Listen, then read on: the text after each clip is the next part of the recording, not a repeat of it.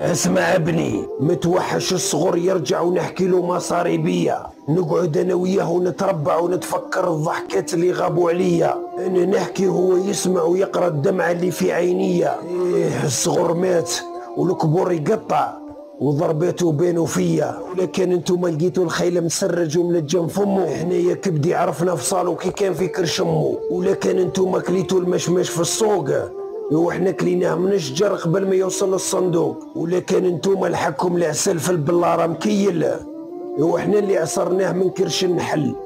يبيعوا القرد ويضحكوا على اللي شراه، يحضروا في الذبيحه واللحم يقولوا شكون اللي داه، يزيدوا على المريض الضر ويخبيوا عليه دواه، يسقيوا العرق الحي سم وكيموت يقولوا عليه، يحسدوا العبد في رزقه ويقولوا عليه ربي عطاه. ما تحكيليش على الفقر وانا كبر معاه من الصغر، وما تحكيليش على الشقا وانا الراحه نسرقها منه سرقه، وما تحكيليش على الهم وانا وهو الخبزه فم بفم، وما تحكيليش على التعب وانا معديه في وقت الصغر واللعب. والله ما راني نطيح لكم في المورال يا ولاد امه، بصح راكم كامل مجربين كي تروحوا ترقدوا بقش الخدمه. الله يهدينا.